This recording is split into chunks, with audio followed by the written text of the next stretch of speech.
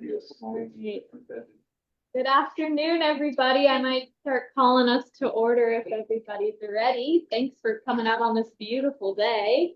What a lovely day for us to all meet.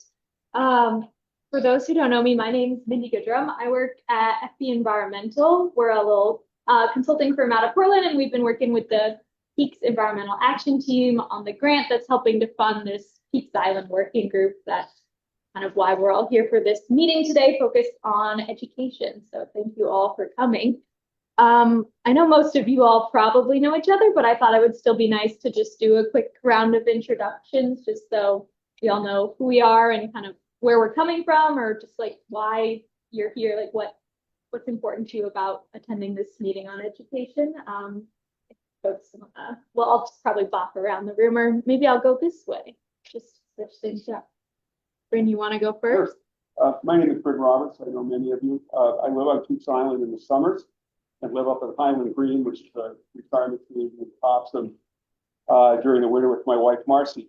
I worked with Bill on the education part of this, and I'm here as the warm-up guy for Bill to talk about Peaks Island School, and Margaret Myers has a chance to join us to talk about the workshop.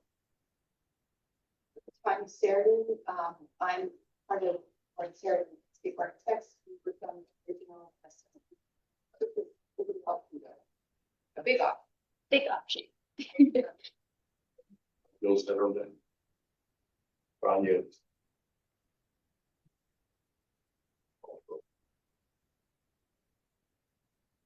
I think mostly I'm on a peak board. I'm sitting in two roles. One, I was part of the last group. And for the next several years, I'm functioning as the business responsible. Just observing. I'm Cheryl, and this former educator. Jeff Phillips, Academy, Peaks Island Health Association, and Western Emeritus. Michelle Winchester. I'm a business analyst by trade, so I ask a lot of questions. But I am on Peaks Island Tax and Energy Assistance, known as PETA, and I'm also on the Peaks Island Fund, an umbrella organization that funds the nonprofits on the island. I partner a lot with Pete because oftentimes our energy projects overlap with environmental projects. So here to see how we can continue to collaborate. I'm Marianne Mitchell. I'm with Pete, and my focus for this is how are we going to educate visitors to the island first. I'm Troy Moon. I'm the Director of Sustainability for the city. Excited to be part of the process, thinking about resilience on the island, but also in terms of resilience more broadly in Portland as we think about updating our resilience plan for the city. Emma, ready? And sustainability office. I'm here to observe. I'm Mark Williams. I'm on the board for this workshop. And I'm just stepping in for Margaret today, studying in the classroom. I'm also on the board. I'm Sue Bowman. I am a school nurse, and I wear a lot of different things there.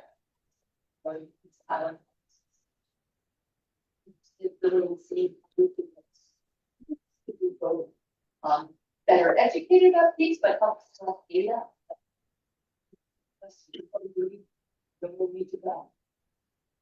Hi, everybody. I'm Bill.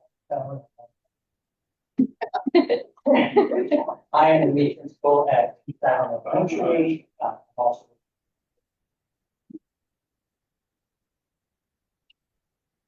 I'm Vicki Samuels.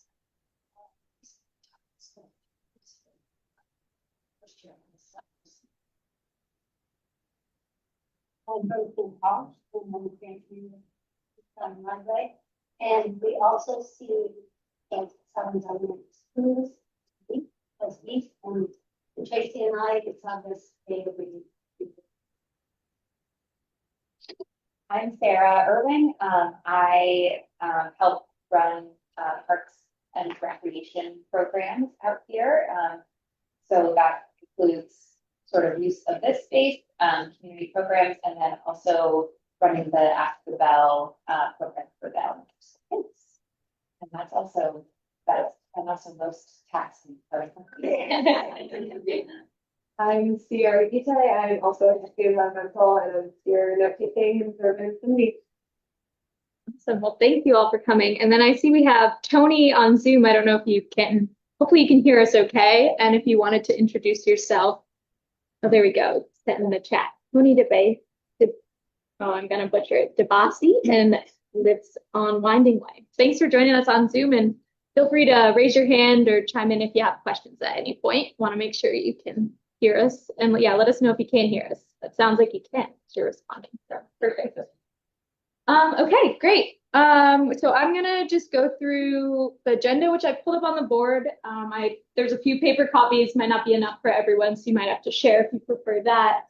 I think a lot of folks were at our last meeting, but not everybody here. So I won't maybe give the full spiel, but just to kind of set the stage for why we're here. So as I mentioned, the Peaks Island or the Peaks Environmental Action Team got this grant from the Casco Bay Estuaries Partnership to form this working group, which kind of stemmed, as a few folks alluded, from this 2023 assessment that FB Environmental helped out with on the island, which looked at it. It was like a science-based assessment, but we tried to look at the island's issues holistically, as well as how, for that, mostly how climate change impacts are affecting things like housing and mental health, and also natural resources and things like that. So the idea behind this working group is to bring together that same holistic mindset to drive forward the recommendations that came not only out of that assessment, but we did a follow-up survey to island residents and a workshop in 2024 where we had a bunch of residents come and give their input and prioritization for things. So the three topics that we focused the first 3 meetings of this Peaks Island working group on, which are climate change, which was our first meeting back in December, this on education, and our next meeting will be on mental health. Those were kind of the 3 priorities that the community voiced their support for at those outreach events. So we're hoping to, not address these things in silos, but try to get this group to think of how we can address these issues together. And we are focusing these meetings on certain topics just to help drive the issues forward, but the idea is to make connections as part of that into how we can drive these issues forward together. If folks have more questions on the grant or the process of that, I'm happy to answer it or send you the grant materials if you haven't received them already. Any initial questions before I keep going? Yeah, so as I mentioned, our first meeting was on climate change, and I thought it would just be good to give, 2 minutes, 5 minutes, just to touch base on any progress we've had since that meeting, just so we don't drop off those issues from the face of the earth before we dive into the education side of things. And I know Kim's been working a lot on helping to coordinate some of those efforts forward, so I thought she would help give a brief update for everybody on that. Okay.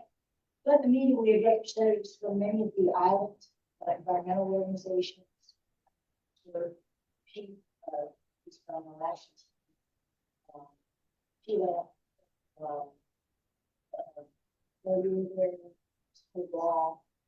anybody was interested in this area. So what we shared was a lot of projects that are ongoing.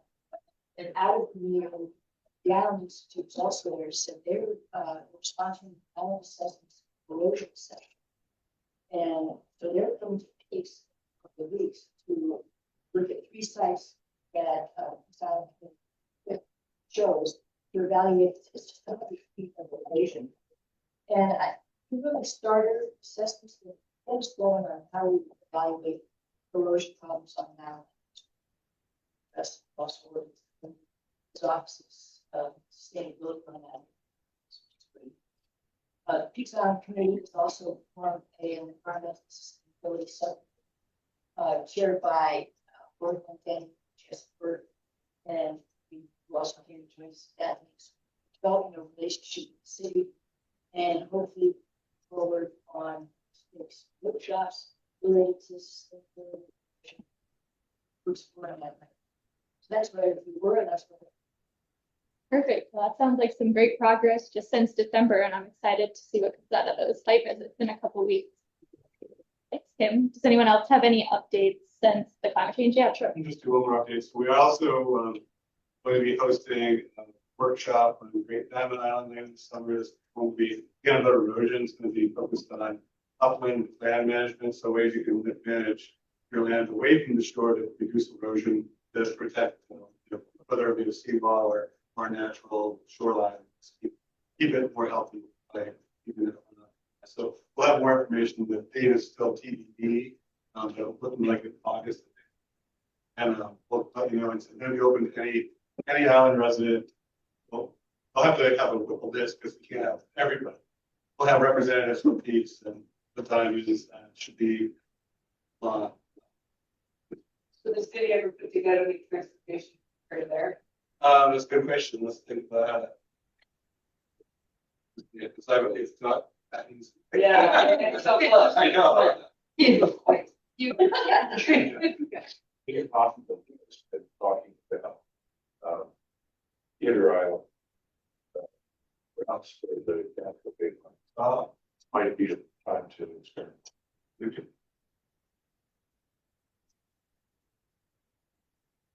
I also saw an update from Ann Kearsley, or from Tony, sorry, who's on Zoom, saying that Thea and Bob are also helping control invasive plant species with an Adopt a Tree volunteer program. So that's great that that's continuing. I know it's had some pretty good success on the island. And I'll try to work on the mic situation, Tony. Okay, great. We'll keep following some updates on the climate change kind of action items we got from the last meeting. Hopefully keep driving those issues forward and finding some, funding sources and ways to make those projects keep coming to life. All right. I'll just shout out Steve, who just joined us, who has 2 kids in the elementary school and also recently supports the Direct After the Bell program. And then I just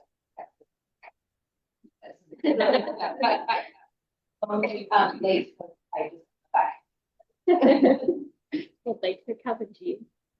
I think we're ready to dive into the education world. I think Bryn is going to give us a quick little intro, and then I will kind of go down our agenda and pass the mic to a few folks to give your input and see where the conversation takes us, I guess. The goal for me is to hear from you all about, like, for each of your respective organizations or topics, like what your priorities are, what your needs are, what kind of future projects or things you need from the island, from the city, from the community, like what can we do to help drive and improve education from all these different lenses.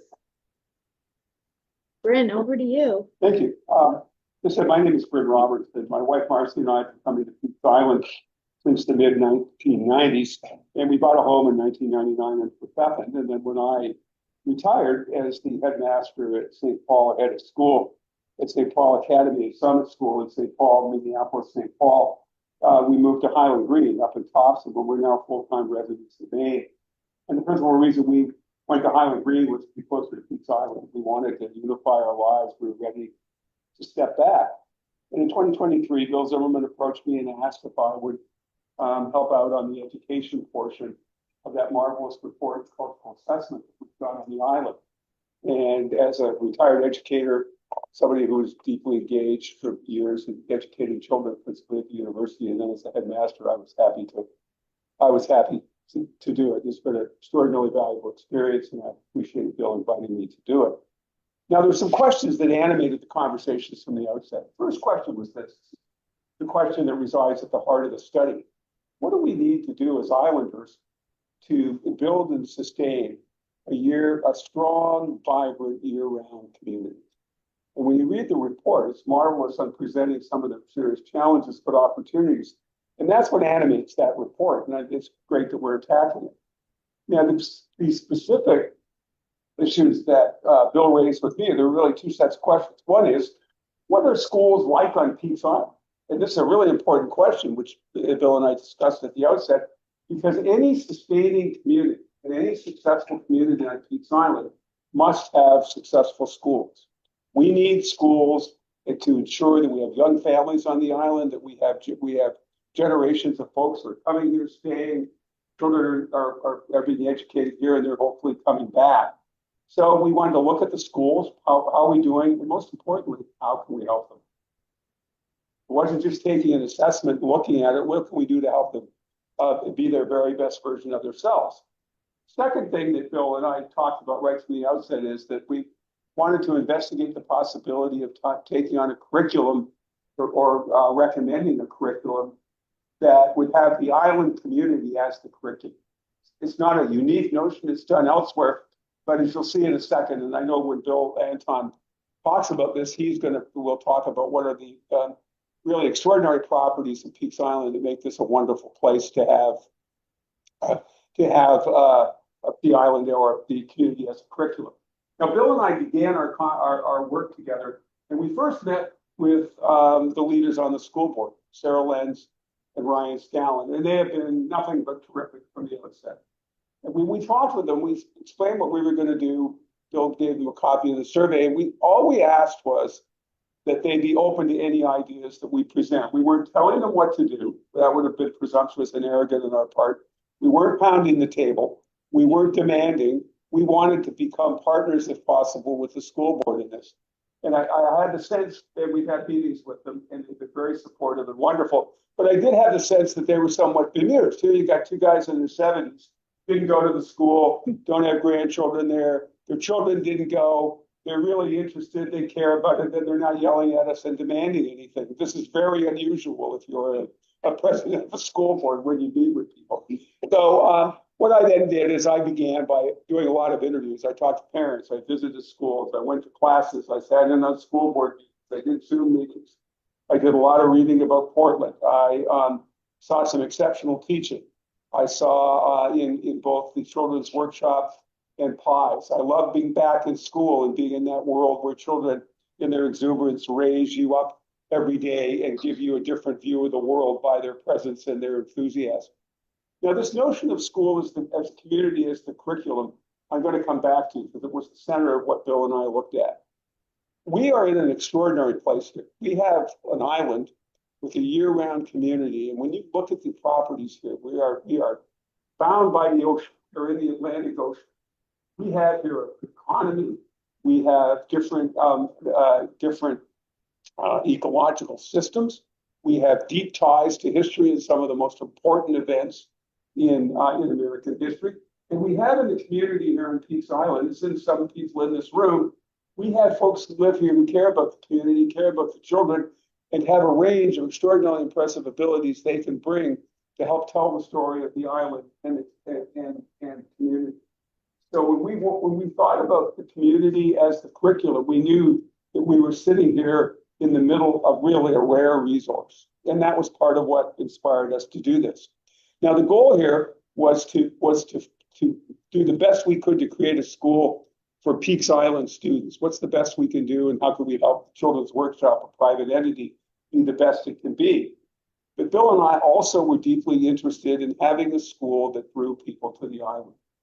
We wanted them to see the experience of Peaks Island children and see what a fabulous place it is, and then this would be part of what would draw them to the community.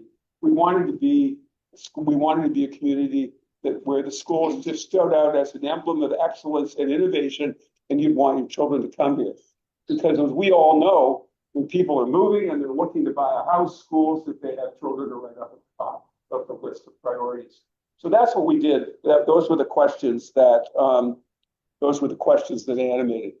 I heard all kinds of stuff. I heard complaints about the rotation of teachers. I heard about wonderful teachers. I heard about some problems with the building. I heard about the good, the bad, and the ugly. A lot of the operational stuff you hear about, you're going to hear from any school. You always hear communication could be better. Right, Bill? Patrice? Not more. Well, Patrice, as a former teacher, knows that there's some parents that are never happy with communication. So we heard a lot of things. But one of my first conclusions is that we're extraordinarily lucky on Peaks Island to have two schools of extraordinary quality. We have the Peaks Island Workshop, and we have PIES. We have Peaks Island Elementary School. I want you to think about this. How many people live on Peaks Island year round? Michelle, you are the data person on the Peaks Island Fund. How many?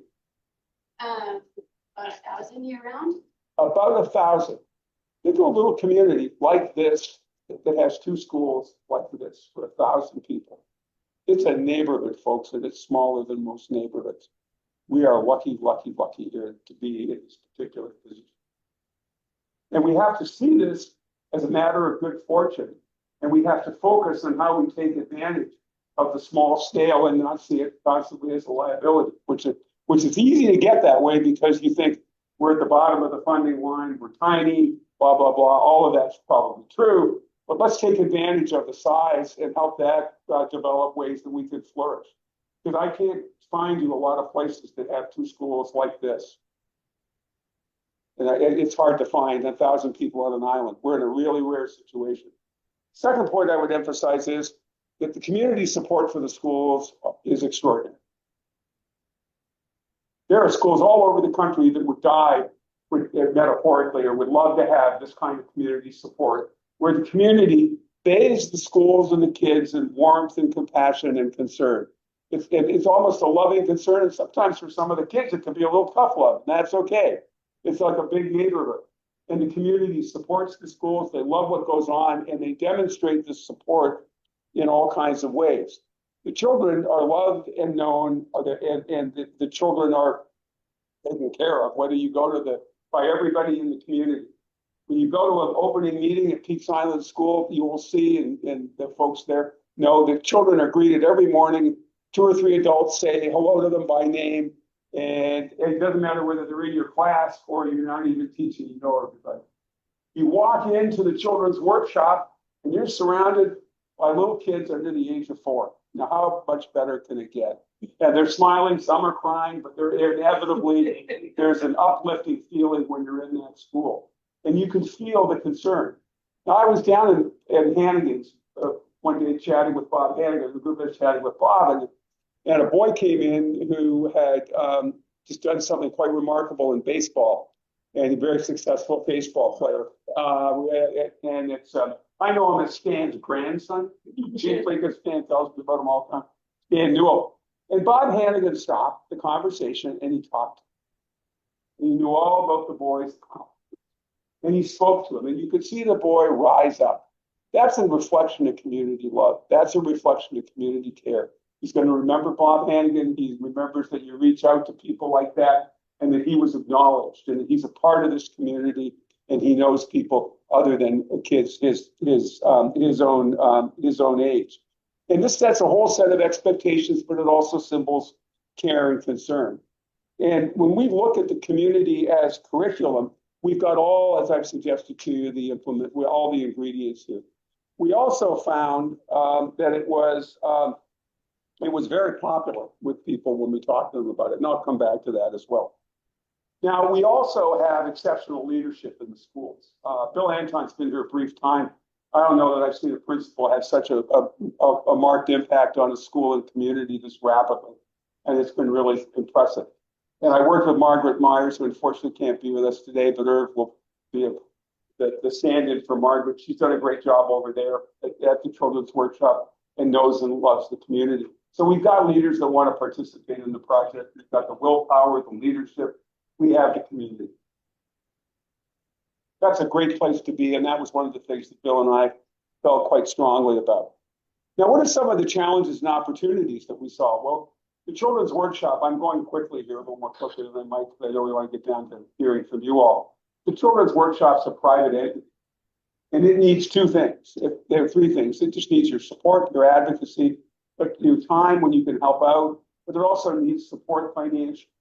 And as a private institution, that we have to support them somewhat differently. They exclusively rely on support from tuition and fundraising, and that's important. We understand that.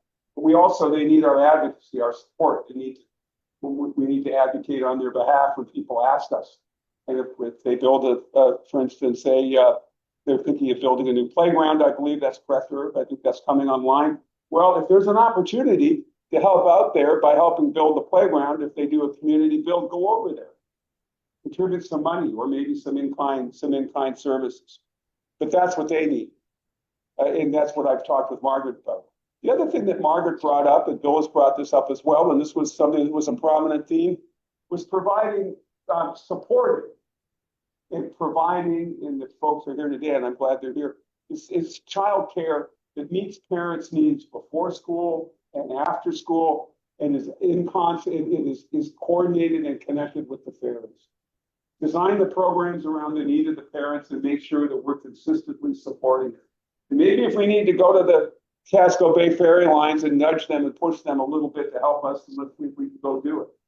But to make the island work, where we're connected to the mainland, we have to make sure that we're doing everything we can to serve parents so they could drop their children off, not be in a hurried, frenetic rush to the ferry every day, and that they know that we've got a consistent, well-funded child care program after the bell with professionals that takes care of their children. And Margaret told me, and this came out at the forum that we did down in the school, in the gym at the school, this is one of the things that people were really concerned about. And they're afraid of its consistency, and they're afraid of its support. That should be a priority of ours. It's an educational necessity. It's a part of childcare. In a perfect world, I'd love to see that free. Here, here.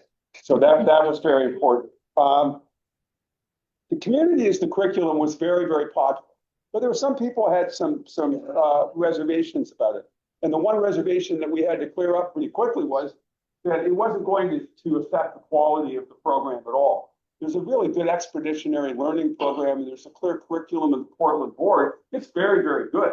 And we aren't going to lessen the quality. We're in fact going to make it a better program because it's going to be hands-on. It's going to be very, the kids will be getting out of school. And it will be going on the island and actually seeing what's going on. It's a form of hands-on John Dewey, as Bill and I had talked about several months ago. Educators are always taking John Dewey's ideas and they just reform them and give it a new tagline, but they live on in perpetuity. And there's so many things that they could tackle. I'll just give you a couple.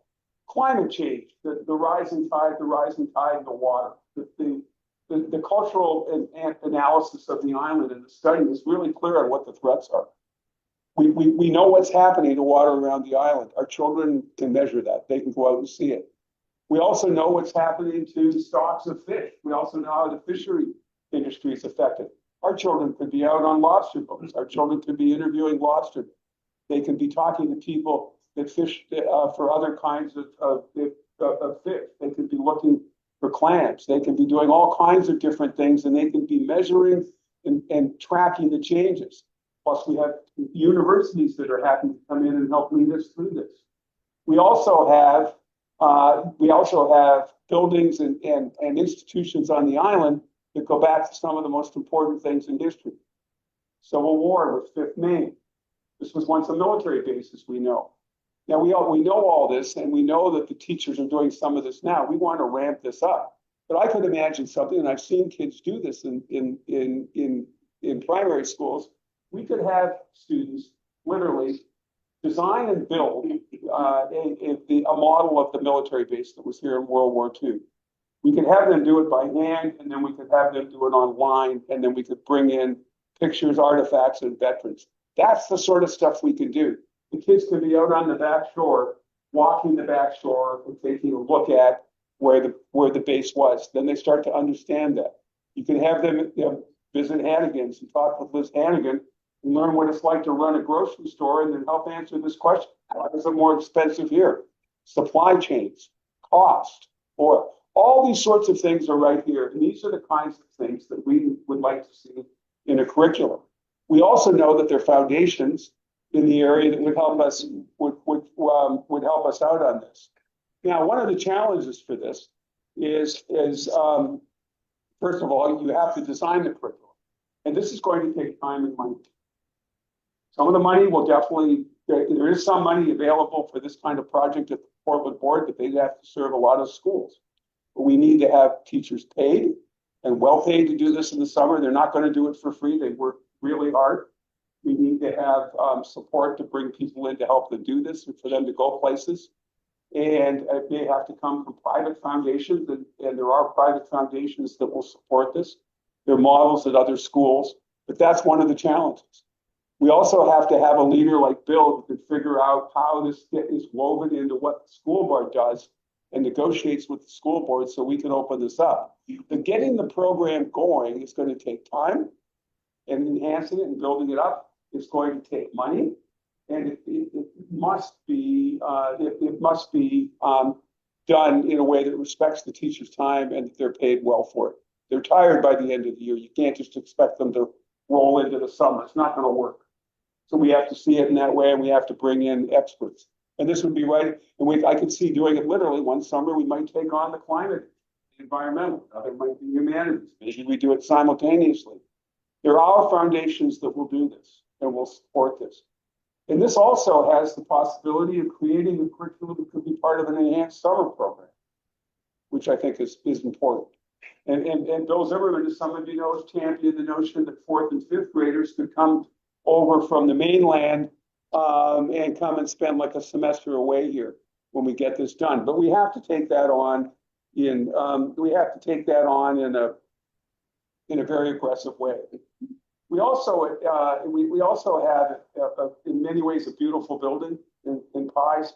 There's some really remarkably beautiful woodwork. There's a big spacious classroom, but it needs to be helped out. The building is in need of help. HVAC.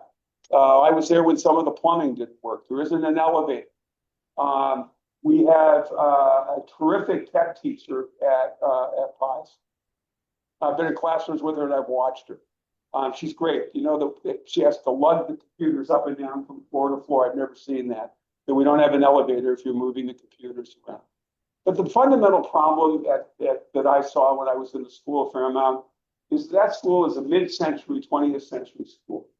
This is a 21st century school, and the needs that are in schools today are profoundly different than they were in 1950. We now need space for counseling, individual and family counseling. We have learning differences. That takes some additional space. Robust arts programs where they've got separate spaces. Just the demands on technology that we put into libraries, we need a bigger space for technology, even with kids having laptop cards. We also need much better storage space. So it isn't just burnishing the infrastructure and preserving the beautiful glistening wood, these big roomy classrooms, these great windows. It's bringing the school up to speed so that we're a 21st century school with 21st century infrastructure, and we can fill the needs and demands that Bill and the kids have, just as they can do over in the children's workshop. So I'm gonna end there. I raced through it, took a little bit more time. I'm gonna end by saying this.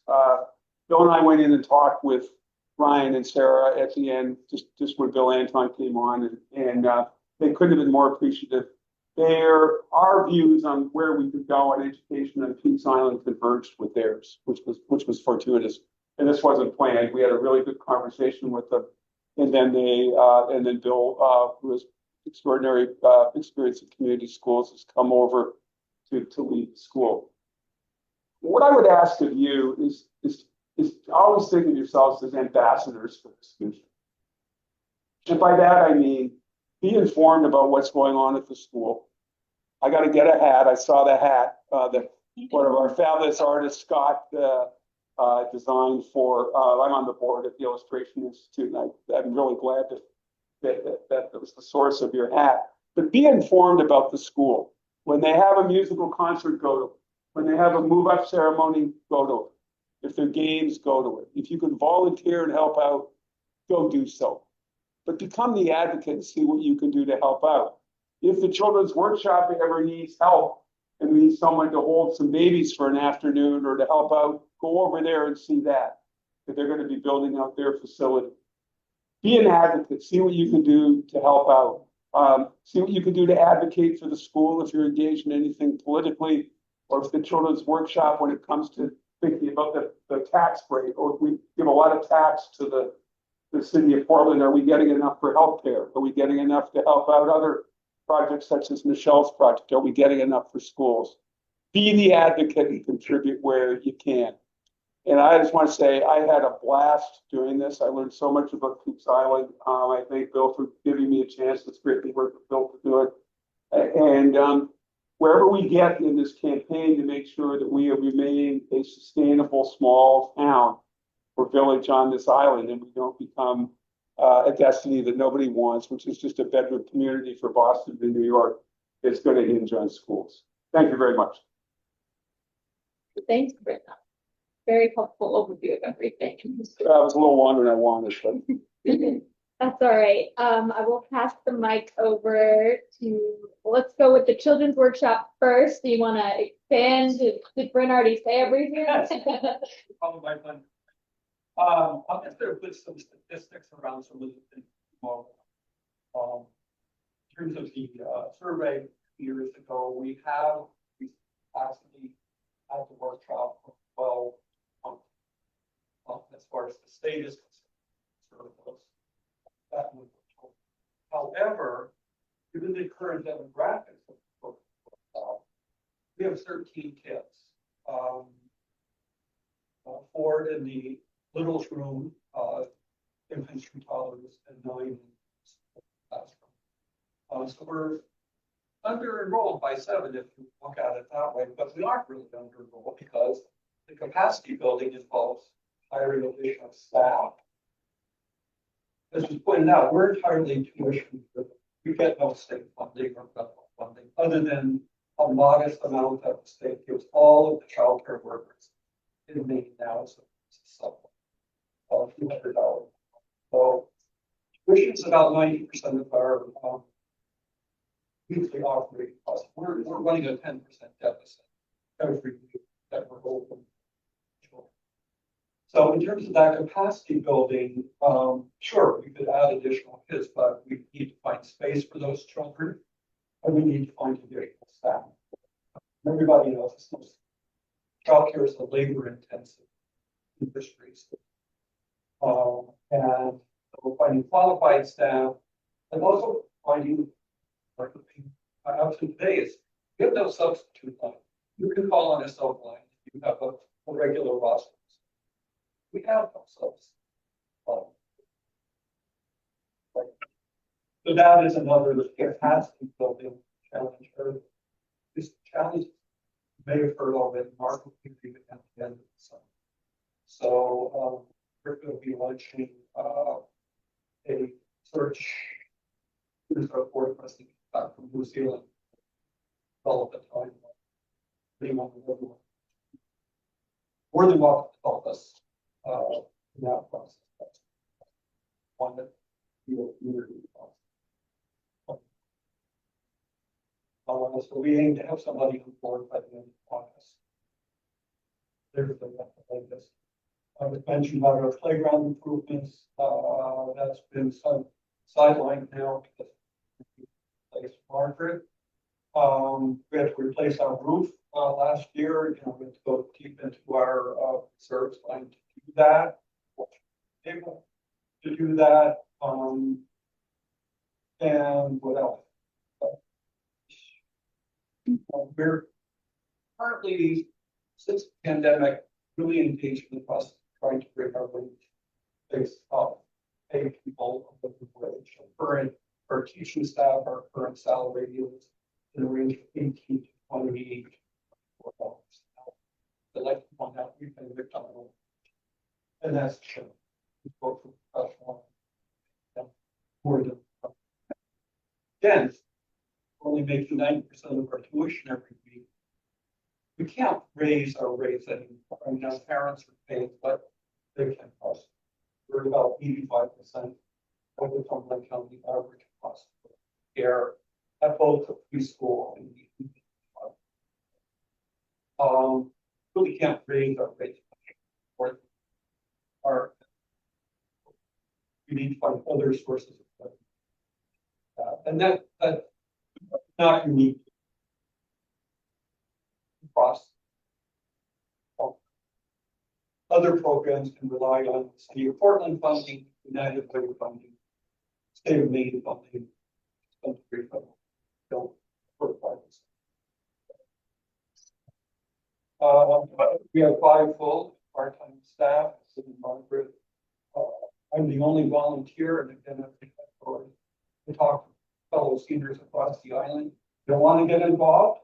come on over. It's great. Every Tuesday morning I'm there. One of the highlights. To be a substitute, you have to have about 6 hours of state training, Red Cross, first aid and CPR, and a couple other things. Background check, of course. That's it in a nutshell. Thanks. Thank you. That's very helpful. I think that maybe I'll try to get all the speakers to talk and then open it up to the broader discussion, just to make sure we at least touch base on everything before we really try to brainstorm. And if folks can just try to speak up, the mic, I guess, is a little hard to hear folks in the back of the room. I'm not sure how to fix that, but do our best. So over to Bill to talk about PIE. Sure. First of all, we on the island are very fortunate for public school systems that have changed the structure of Peace Island. They decided last March that they were going to hire a principal rather than the difference is one, you have somebody who is teaching all day long and then asked for additional duty. The version that I applied for is I get to actually be and work with my colleagues to increase essence. So I just want to open by kind of commenting on what Bryn said. Important public schools good partner when engaged. I also want to thank the workshop because this is my first year at kids ready to go. They are kind, polite, share, eager to learn, unbelievably curious. They can work in small groups. They can work by themselves. These are really profound skills to have. So what is happening at the workshop launches these in a way that it's really hard to imagine. Having been at Southern, really true. So I'm really fortunate. I mean, this is an awesome gig. I used to be a principal of a 500-person school, and it was a unique challenge that needed to come to an end. I really didn't know exactly what I was going to do. I decided to do that. Fill this position up. And this place really reminds me of when I was principal of Vermont. There was a town of about 1,200. School was about the size of 80. We had a partnership for the learning center. And the amount of forward momentum that you could make at that environment is tremendous. So I felt naturally at home when I got my interview process was great because I got to understand a lot of what Bryn was pointing out that people were craving. And the talent level at Peace Island Elementary is pretty famous. You have people that can teach multiple curriculums over multiple years, multiple ways, in a scaffolded environment. You have people that can drill down to phoneme, to reading in all grade levels. You have people that are curious about island as a classroom and are constantly using science, research, and history to amplify it. So I really walked into what I consider a beautiful opportunity. When I met with Bill and Bryn 2 weeks after I got hired, the excitement and the palpability of what was possible was quite intense, but in a positive way. Just the excitement for students, the excitement for peace, and it really kind of fired me up for what was possible. I read the report, I talked with my colleagues, and that has kind of served as a grounding for all of us. And we've done a lot of the things that were mentioned already in the report simply by activating the talent that we have. Just for a couple things, we are getting $200,000 interior work done. That was committed by the board 2 weeks ago. And we just sent over the architectural plans today. Oh, We are getting we are taking 2 large classrooms and turning it 3 classrooms, going to what Bryn was talking about, the need to have specialized learning spaces, art spaces, the ability for the nurse to have a space that is private, a bathroom, where kids can feel comfortable, a place where we can partner with mental health on the island. And so we can have clinicians come in and have a space that's dedicated to that. Keeping space for a social worker, while also maintaining individual classrooms for pre-K, K, 1, 2, 3 combo, 4, 5 combo. So I feel very supported by Portland Public Schools in that, and looking forward to seeing how that plays out over time. As you guys know, structure and things, it's step. But I'm very happy that we're moving forward that way. Our partnership with G and Sarah Rec has been really profound for families and for older students and for parents. We have partnered with the recreation department to open up gym 4 nights, 4 days out of 7 ongoing, which has just spurred other interests. We're going to be starting a chess club on Thursdays at the end of this month because a parent and a child saw that we were willing partners. We have a theater arts program that will be beginning on Wednesdays. Again, seeing the excitement and possibility of so using the building and having it benefit all Islanders as much as possible is great. You see our swag with our hats. Our 4th and 5th grade students are going through an entrepreneurial study where they picked out the stuff they want to buy. They have already gone to 2 holiday markets to sell. They will be approaching businesses in the spring to have some assignment of the stuff so that it can be purchased. We have 10,000 people visiting. We love the uniqueness of the design that's by a Peace Island resident. We met last week with Pill. Is that right? Yeah. And they are helping us out with the birder who's coming into our classrooms, and kids are going to be tracking birds. They also have agreed to help us with an ambassador program. One of the things that Bill and Bryn kind of started was really engaging Portland Public Schools with partnerships and elevating the uniqueness of Peace. And so we just kind of ran with that. We are working with one of the directors at the central office to take the model that Portland Public Schools uses for Wabanaki studies, but do it on an island. So as Bryn mentioned, we have a unified curriculum across Portland Public Schools, and there's an opportunity to take it to a next level. And so we're going to be piloting a little bit of that this spring. Our 2nd and 3rd grade teacher is going to do a tide pool study, kind of work out the kinks, and then work with central office to write up a capsule field trip so that a 3rd grade group on the island or off island can come do the same thing.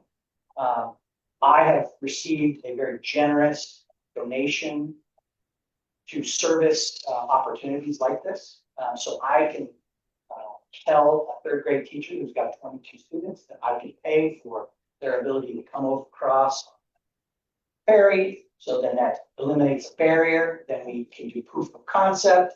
And then Bryn's very big ideas take a while to get through. We can have some proof of concept of where, yes, we can do it with 1 group. Now we can do it with 100 kids. Bill's idea of a semester at sea, but a semester on the island is a phenomenal idea. And so I've talked with our central office about possibly doing some baby steps towards that, where we might do like a fortnight on that, where a child could come for 2 weeks and get that experience, take the ferry over everything. And I would arrange for staff to be there and greet them and take them over. One of our hugest successes has been a partnership with Peace Island Fund. We're running a Island is a Classroom grant that our good friend Nurse Cheen and her husband, Professor Mark, helped us kick off in partnership with Daisy Braun, who's the artist on Peace Island, and the Fifth Maine, where our entire school has been doing a study of. We're looking at what's in the water, both visually, microscopically, we did some plankton toes, had the kids look.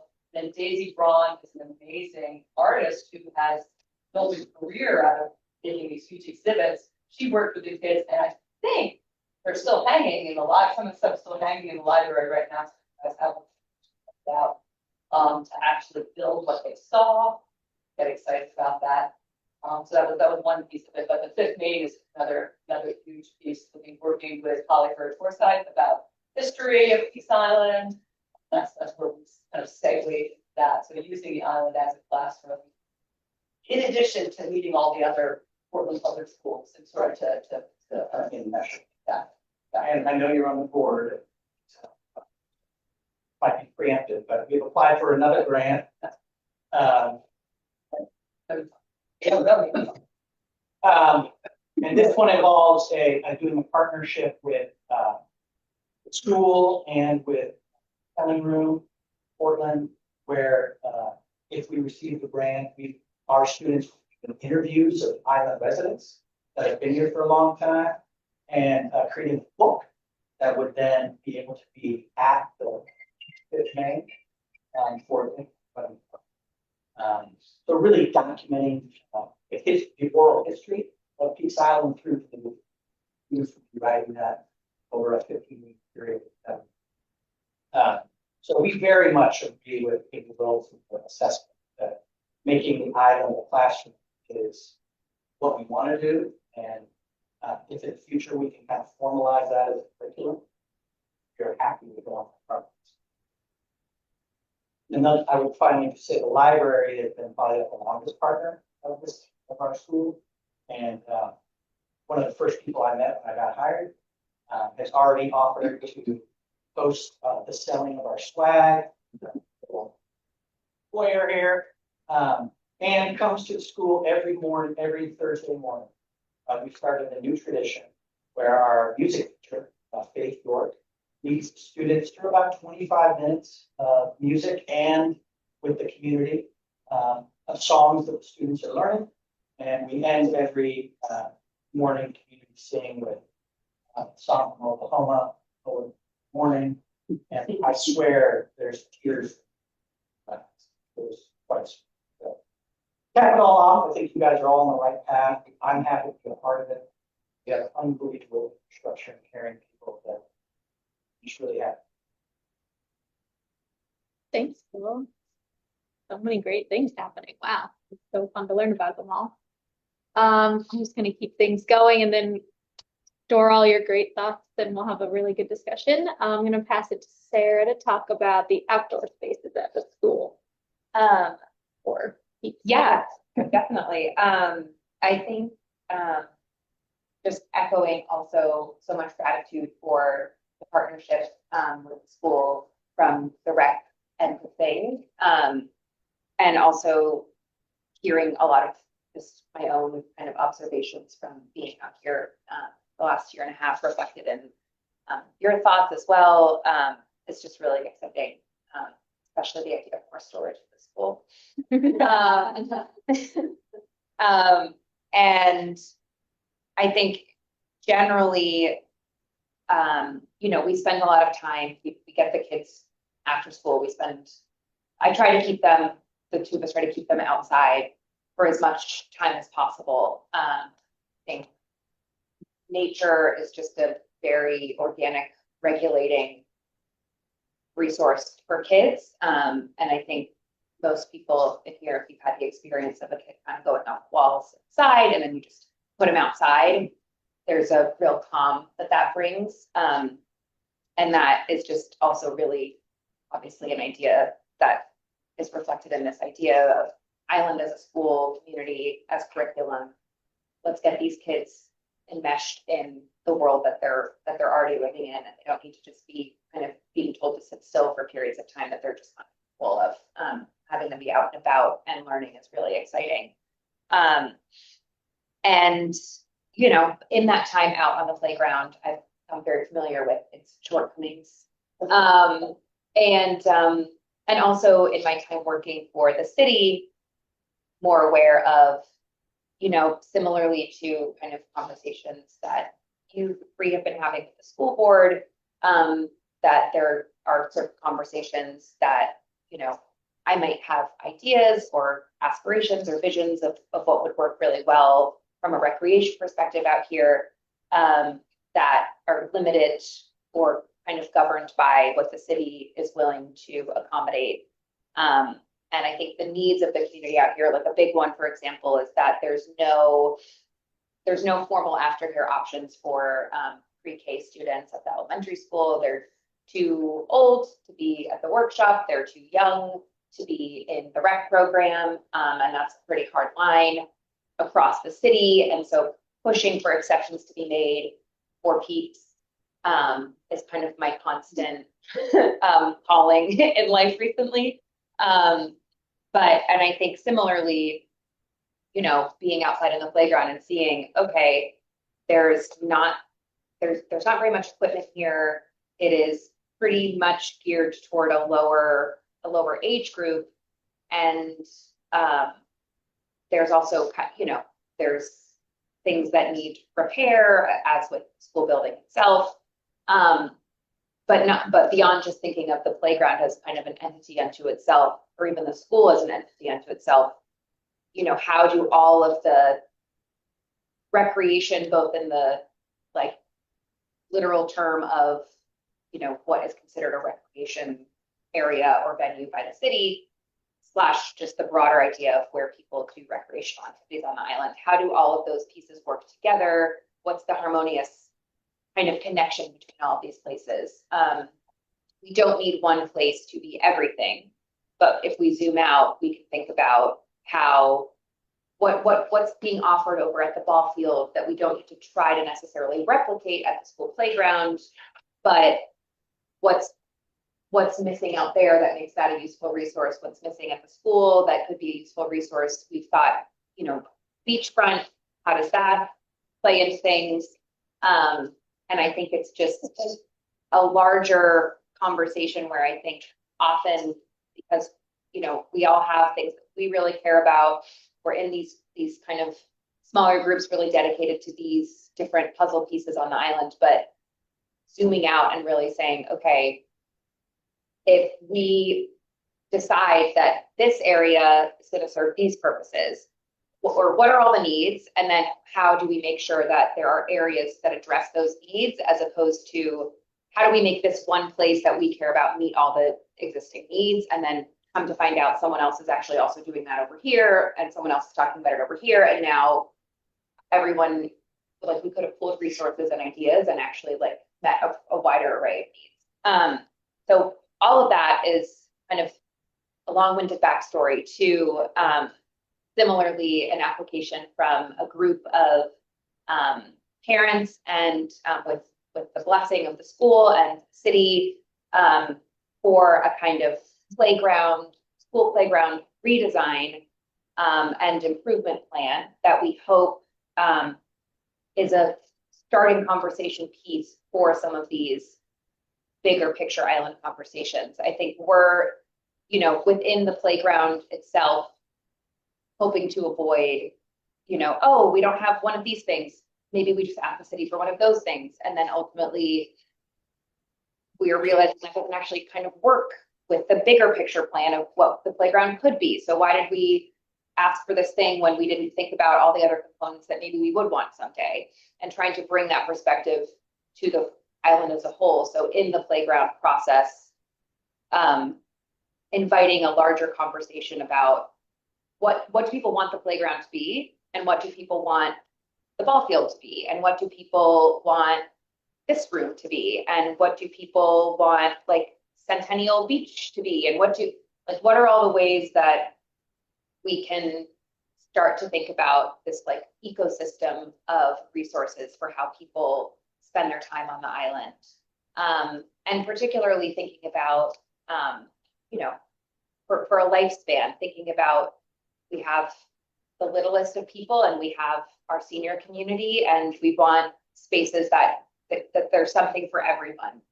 And I think in that conversation too is this idea that, you know, the school can't be everything, you know, like it's incredible that we've been able to open it up to the community and have adults who have nowhere to play basketball all winter long now can play basketball in there.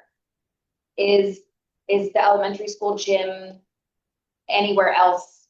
You know, like in some schools in Portland, that's kind of the model. The school has a community center room in it, and they have a big gym, and they are running programs constantly. But we are a small school with a very small staff, similar to the recreation department. Like, it's kind of just us and some people who are willing to do some training so they could open the school and be there. Is that the right thing? Or should we be thinking bigger? Should we have some kind of like athletic multi-purpose field house where, you know, you don't have to be putting the burden of adult recreation on the school that's already trying to meet the needs of the students?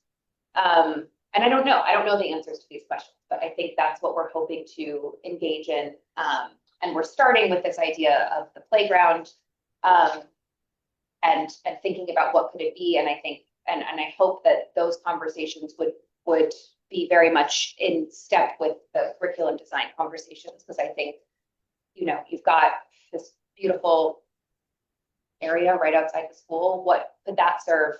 You know, could there be a kind of a revamp of the outdoor classroom dedicated space idea, or what are the ways that it can be used in service of the curriculum, in service of the kids, and also in service of people who come here in the summer? And there's, you know, a couple of swings, and, you know, and also we often forget about our, you know, our education concerns on this island don't end with middle school starting. We've got middle schoolers and teenagers, high schoolers, who also need third spaces to hang out and do things and not feel observed and policed and like they're being told that they can't loiter and whatever. And is that what the elementary school is also supposed to serve? I don't know. Maybe that's a bigger conversation for us to have. So a little, I don't know if I said everything that needs to be said, but yeah, so we are applying to the Peaks Island Fund, and I took some notes, and I don't know. Sorry. We can jump back if you forgot something. I think that's it. Yeah, fantastic. Okay, our last item before we can like really come together to discuss everything is a little bit of a pivot. I added this one to the agenda after kind of reviewing some of the survey summary and noting that there were a lot of responses about over tourism in general, but also just like how to educate tourists so they are better stewards of the island and don't wreak havoc on the natural resources and safety and everything else. So different than, you know, the focusing on the community education, but obviously this has an impact on the community as well. And then I think Marianne was gonna give some updates on things that Pete has done towards educating tourists. We just had a brochure that they did about probably 7 years, and the Peaks Island Council funded the printing of it. We would go get it, and then we at the inn down front, Unity Center, Hannigan's. So it was very popular. I don't have any copies of it, unfortunately. I sent Mindy a copy of what it was here. Yeah. She is up there. So it addresses, you know, it has a map, and the visitors loved the idea that there was a map on it.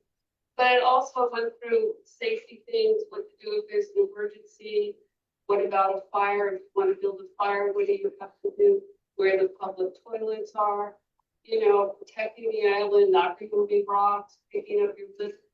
There's a lot of different things on it. So right now, we haven't distributed this since COVID. and we're updating it currently. There's a lot of things that have changed quickly. And, you know, we asked Casco Bay Lines to put a link to this on their site for Peaks Island, because originally all they had was go to Peaks Island, build a cairn, rent a golf cart, and have some ice cream. So we wanted to put something on there to kind of educate people when they got out. So right now, hopefully we'll get it updated. I hope we will still probably have it printed, but that requires funds. We're gonna have a QR code, so hopefully people will have a link to it, so we won't have so many paper copies. So hopefully that will help, because it is, people come out here and they don't know exactly what to do. They don't know how to protect the environment. They don't know how to help people that live here year round and respect that, you know, people get up to go to jobs. So hopefully that will happen. Then, you know, the other thing is there was something that was on the boat, and this was whole organizations got together and decided what critical things were also to put on the boat. So people are on the boat. So hopefully they would see that, that would help educate them. I don't know if that's there currently. That's another thing we're going to look into. But I also talked to somebody at Casco Bay Lines, because I think they're a critical part of this. I had gone to Monhegan, quite a few years ago, and when you go out there, the captain tells people what the expectations are. There are not that many public toilets. If you need to go to the bathroom, go to the bathroom before you get off the boat. Please don't pick flowers. If you see a truck coming down the road, please step out of the road. People are working on Monhegan. You need to respect that. So, you know, I had thought about that for Peaks, and originally people thought that was a horrible idea because people that lived on the island didn't want to hear the same thing over and over again. But now it's different, because in the summertime, you might see one person that you know get off the boat that lives on the island. So most of the people are visitors. So I talked to this person about this a little bit. I mean, what would be critical is what is going to be said. Do a recording so the captains don't say it. They just hit a button. And hopefully there's a recording of critical things that the visitors need to know. The other part of that is also, you know, we had talked about at Casco Bay Lines, the screens they have there, putting information there. And I heard that on the new boat, there is going to be a screen, and it might be possible also to put something on that screen to educate people. And yeah, so he is thinking about having an eco tour on the island and putting that together, which would be wonderful. So hopefully, you know, it's a really difficult situation. You want people to come and enjoy it, but you also want them to come with some awareness of protecting us and the environment. Thanks, Marianne. I feel like this is a good spot to, we've heard so much from everyone. Thank you so much for bringing all these topics and needs and great efforts to the group. Does anyone have initial thoughts or questions they want to respond to? We can, you know, talk about any one of these groups or issues and figure out maybe there's some, you know, joint ways to solve some of these problems too. Maybe we can get the kids to design some nice education for the tourists on how to protect the island or something. I don't know. One thing I was just gonna maybe like presence is that I'm still kind of learning the difference between these things, but I understand that the Fifth Main is a museum dedicated to particularly like military history on the island, but not, and it has some island history things, but not all of it. And there isn't actually a current historical society, dedicated historical society home, like building on the island. Is that right? Yes. Yes. And I just know that I've heard from people at the school that the school basement has like tons of archives of island history. I have found a bunch in the office here of like recreation archive history, and just thinking about that community as curriculum piece and also maybe island history education piece. Like our own Peaks Islanders and visitors alike would probably benefit from access to those things, and it's just something I've been curious about, and yeah, wondering if it's felt like a priority to the community, or if it's something that feels like it might happen at some point, or if it should be factored in to this. Yeah. I think, that the thing does that the island. And I know that they've had scrambles and people, and what they've been using is scanning these things so that people can access them. I don't, you might want to talk to them. Okay. The library has that, we have quite a few years ago, and they were scanned. We have the original ones. So you can look on the library's website.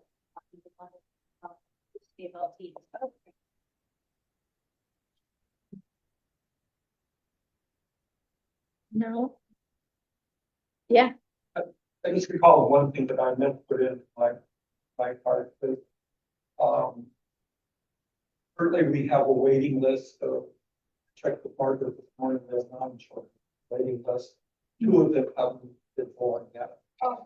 So there is demand out there, out there.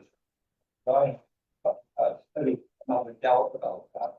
And the challenge is how we think about how to increase, we need additional physical space to do this. We don't have that. We need to start to negotiate around that and perhaps parking for them. Demand's out there, and you need to think holistically around housing, social services, education. Whenever we get this enhanced by my work with Homestar, because we are really working on affordability for young families on this island, and we have to be mindful of that. The population of pies cannot decrease; it can only go up. And how do we build that capacity? Because it's true across many of the island schools are the lifeblood. Like we lose, not that we're engaged with this island, but when you lose your school or how to there's nothing left for your family. So, but these have been That nine number. It is, yeah. Are those all for the education room? They are. all under, well, under 18 months. And this is the bottleneck for the workshop right now. We have the littles. We have to have 1 teacher for every 4, ideally 1 for every 3 infants. Can't go about that. And as far as capacity for that, 6 potentially, and there are 4 there now, 6 to 8. 8 would be really pushing it. We can increase the number in Betty's preschool. We could probably comfortably go to 16 to 18 children. But then that becomes a staffing issue. We need another full-time teacher. And a substitute. Staff. And that's another problem. We have looked at doing an addition to backyard ADUs, but zoning regulations prohibit it. That's been lots of so you can't build out onto the workshop easily. I mean, you never say never, but in terms of an exception. Would you build up? For the residential. Would you be allowed to build up? Well, by state law, all children have to be on 1 level. And no steps. So we can't go on. So, or if you just use that building for, under 18 months, how many kids could you get in there? That's a great question. I have to put my thinking cap on. But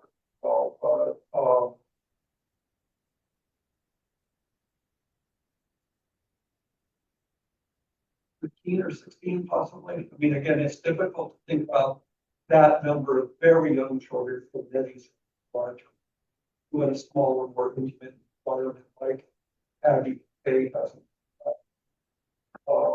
There is the possibility of expanding inwards and using additional, with the teachers, a very small teacher's lounge, kitchen, which is fairly adequate, and Margaret's office.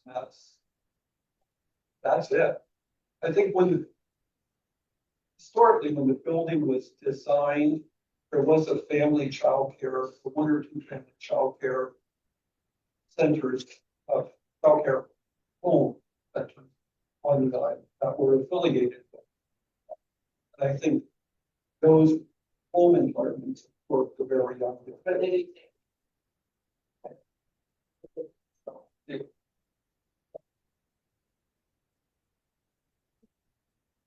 Your reading room to take the kids that are a little bit older, that aren't quite pre-K.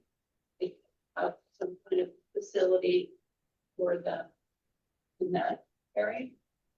Right now, The they're, babies yeah, and- the only, if we have in terms of numbers, therefore by October 15th, I think. Bring it. And I hear they do a good job there. Try it, man. But he's got an October. Right. Change your bird. Oh, yes, It's not 600. Got a new family coming down the lane. The 3-year-old and the 5-year. Yeah. 5% more.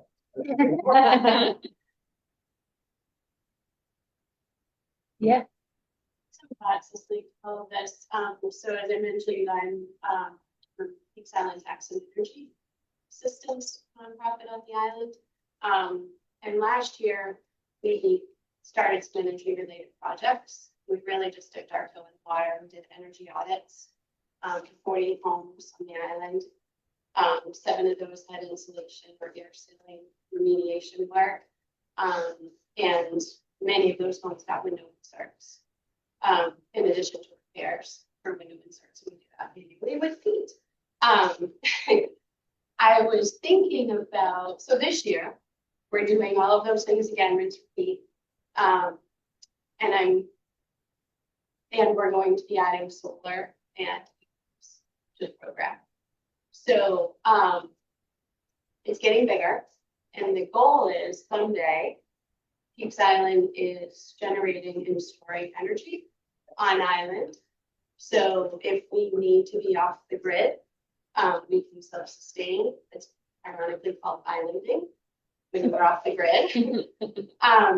So a lot of this is growing fast, and it's super exciting.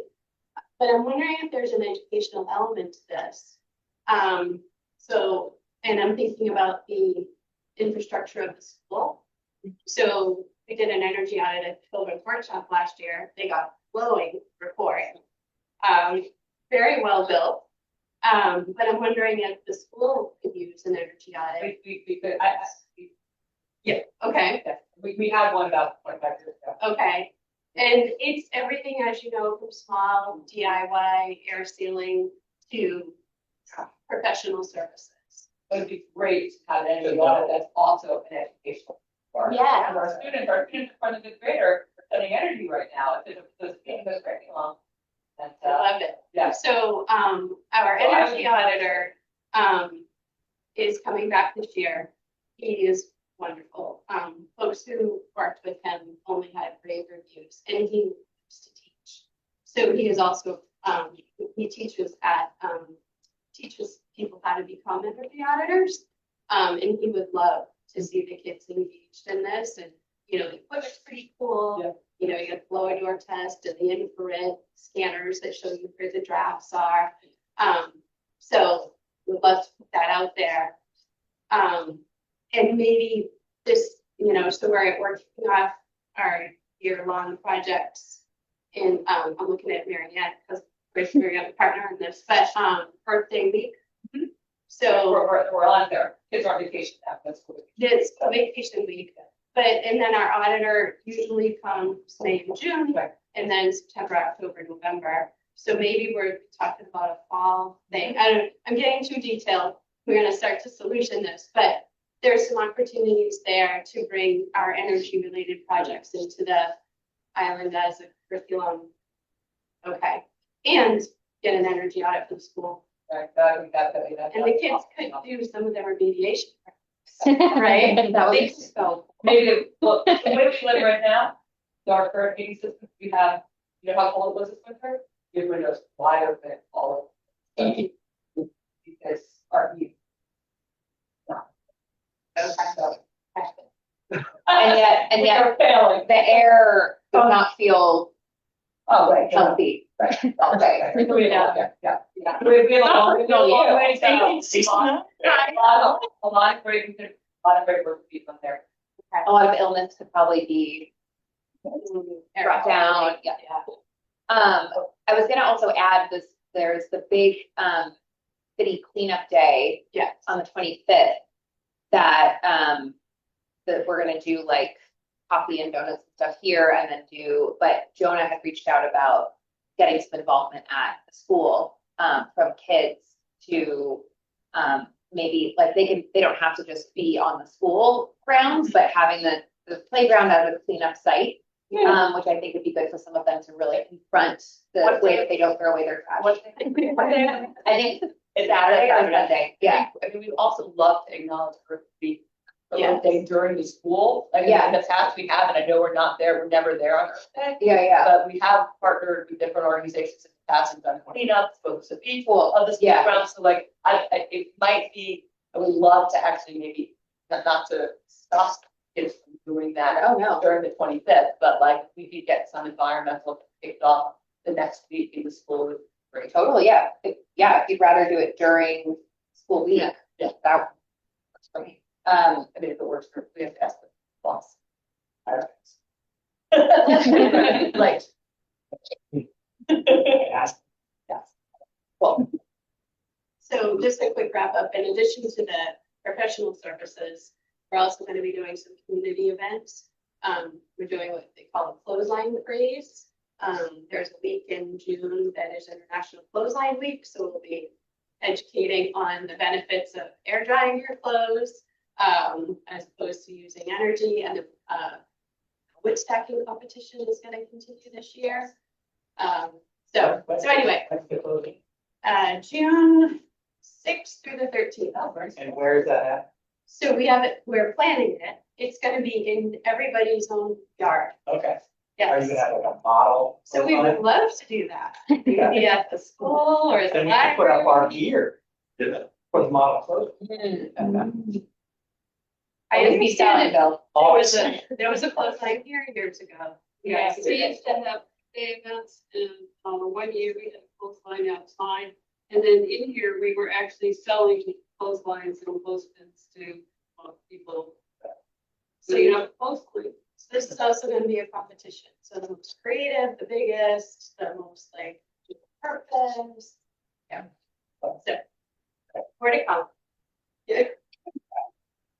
Well, that got a really important community organization last night, or in group. Yeah.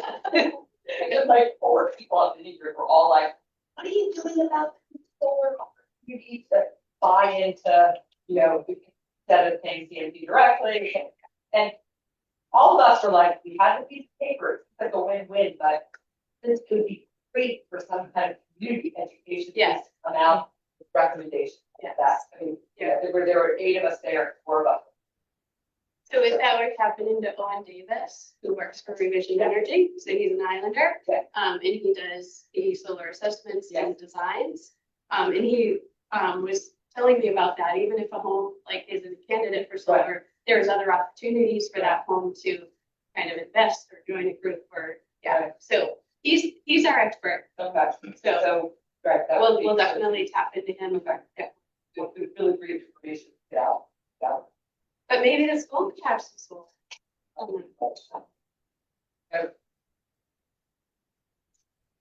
Okay, that's it for me. Still some more time. Anybody else have? I just want to follow a little bit of what you were saying, Sarah, about the recreational on the island. And I think what I heard you saying, but you didn't so many words, was that it would be a really nice thing to do on the island, to do sort of like a recreation master. Yeah. Where evaluate, inventory, so figure out what's there, what people do, talk to different age groups. where they go, where they'd like to go, what they'd like to do, what's missing. And sort of help start programming the different areas, because I just remember somebody coming up to me 2 years ago and asking me to help them design, I can't remember what it was, but something in Trotville, John, and I was thinking, how do we know? Yeah. You know, without that kind of an evaluation. Yeah, thank you for saying it so much more thankfully, clearly than I did. That is, yes, that is exactly, maybe an audit, if you will. Yeah, because I think that's, yeah, and I neglect to mention Draw Little Done as well as part of the equation, but I think, yeah, there's just so many pieces of this place that people are experts in and really care about. And I think having an opportunity to have a more holistic perspective on how do they all work together? What do you go to this place for? Or what are you trying to do that you don't know where to go for? And okay, you are going to this place for this, but is it making sense to be doing that? Should we be thinking about it differently? I think that would be really, really helpful.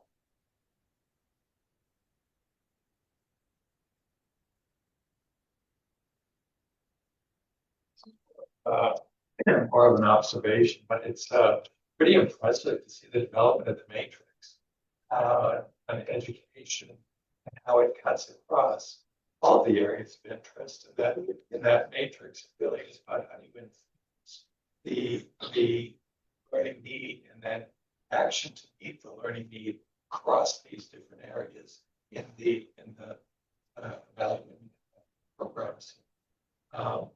Just as fascinating to listen to the cross fertilization on different groups.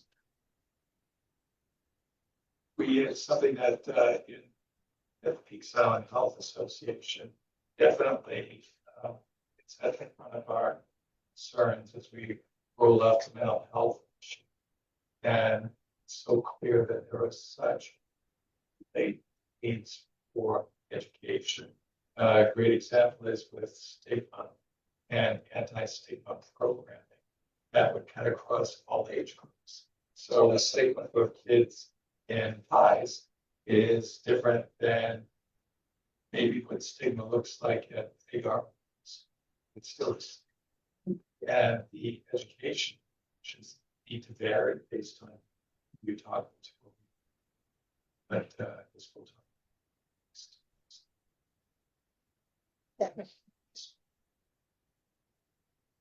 I was also just thinking, Bill and Dean,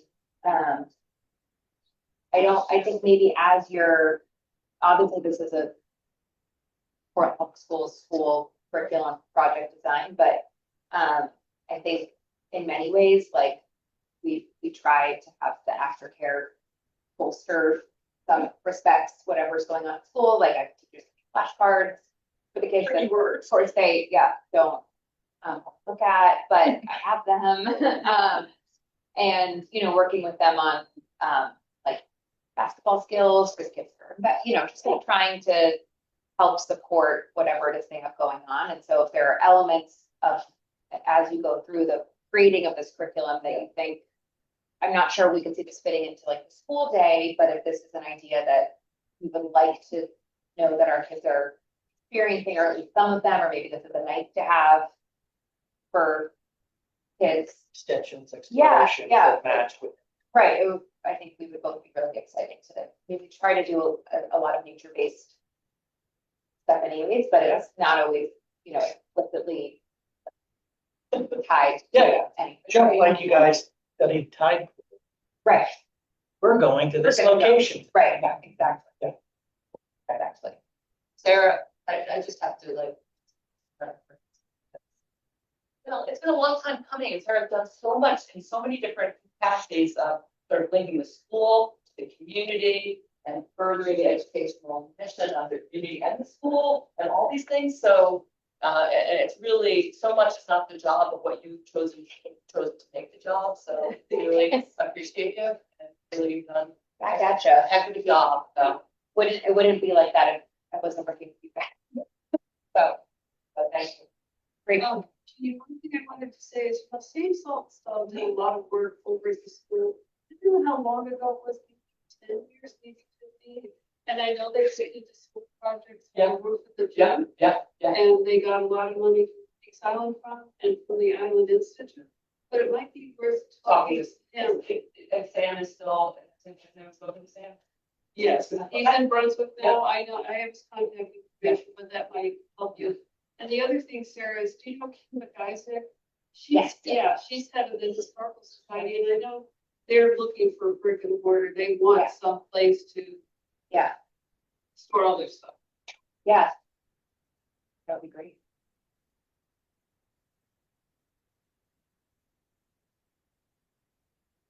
I do have, Could I make a comment? yeah, Just, launching into your next comment. perfect. This is really inspiring. I just see what all of you are able to do in 2-hour periods. I encourage us to maybe try to do this a little more frequently, hopefully more than once a year, 2, 3, 4 times a year. Although I keep remembering that Dave Barry, I think, is the person who said that the reason humanity will never succeed is because meetings. But be cautious to go over. But I do think just sharing between mental health project and climate project and the education project is essential to making this thing successful. My suggestion for the next meeting would be that groups who spoke today about recreation, about the children's workshop, so on, go back to your teams, your board, your path, and try to come back next time with priorities, with some sense of what you think the projects are that are most critical. And don't be afraid to dream big for those projects. I'm not saying they have to be the most affordable. They can be forcing Bryn, the rest of us, put our money where. And I think that's not going to be a recreation. It's the same thing. You know, keep in mind that we have a study that we've done on that old power plant down there, or a community pool, which could be a facility for the children. Yeah. So He did cool. I love that. Community bath. yeah, but Yeah. anyway, let's not hold back. That's the momentum and have people care. I constantly town this room file.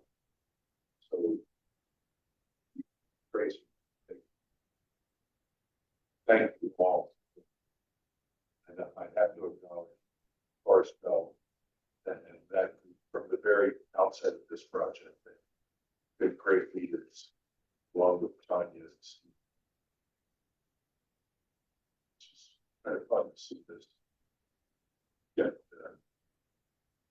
going. Thanks. Thanks, Bill. You're right. That's a perfect segue to the last item on the agenda. And yeah, thank you all. It's been, like Bill said, amazing to see the connections and ideas that happen just in one little meeting. The grant that we have, it really only funds the first 3 meetings of this group, but like Bill said, we want this to be a self-sustaining thing. We're hoping that this kind of forms the connections needed to keep these ideas flowing down the line. So we'll probably need some people to step up and like make sure that these meetings, these follow-up meetings happen so that people have the right groups to connect to and make these visions into reality. And I've got some good action items, I think, written down from what everyone said, and I'll send out some meeting minutes, make sure you've written down. There's a sign-in sheet on the table over there, so make sure, like, especially if I don't have your email, And then the last thing is, the one other piece this grant does have is like some kind of public workshop built into it that we want to do this summer. For those who came to our 2024 workshop, I don't think we're picturing something quite at that scale necessarily. Like we already did the big gather public input from the island. I think what I'm kind of envisioning, and I want this to be what you all want to, but an idea is like smaller groups maybe working towards some of these items, like get some really small groups of go-getters together that can drive these projects home. So, we don't have to decide this today, but I do want people to start thinking about what that might look for education, like what you might want a small group of people to come together to do. Maybe it's dreaming up that island as a community curriculum, like getting people together to brainstorm, like who can contribute to that or what businesses, or starting on that recreation master plan kind of thing, like getting some input from people on that. I know we did get some recreation input at that last workshop in the survey, so we do have some input on that already, but does anyone else have ideas of what they would want, like some kind of public workshop or small group workshop to look like for education? Like what would be really useful to get out of that? It's clear. Space. Availability for like learners. It's an ongoing problem that we want to have. So I would really advocate for trying to figure out where we can find some space, where we can find some money, where we can find some teachers. Because if you have kids on a waiting list, the demand is there. I think that kind of charges us to try to make it happen. It only benefits the community. The parent can feel unbelievably comfortable leaving their 6-month-old in a safe environment for the amount of time that they need to. It changes the legitimacy of living here full time. So I would advocate more. Great. Yes, make it kind of a brainstorming session amongst parents and island residents. Anyone else have any other ideas? Well, just that following up on that, so being the business analyst that I am, when you define requirements, you define what do you need and why you need it. You set how aside. So if the building's too small, that's a constraint. You make note of it, but you don't go to immediately solving for the bigger building. You collect your requirements. What do we need? Oh, infant, it seems like the infant rate is the highest rate. We need infant room. We need you do all the requirements and then you look for the solution. So, great to know that space is an issue. Okay, well, that tells us we need a location, but we don't immediately start looking into the location. You first have to define what is it that we need for young child care like that, right? So I'm happy to help. Willing to be on it? Very good. Project, organize, I won't say manage, but help with discovery requirements, anything that is made out. Great. Yeah, and we'll still have to figure out what this workshop's going to look like. Do we address, because we want it to be the climate change and the mental health stuff as well. Do we have activities that do all three, or maybe we break people out into small groups and rotate them through different activities and thinking through how to advance some priority issues on each topic. So yeah, folks can really start thinking about what would be good to do for that. Feel free to send me your ideas as we get closer to the summer. We'll want to, start trying to plan that out. Think about where we want to have it, when's a good time, all those details too that you all know the best as the residents. You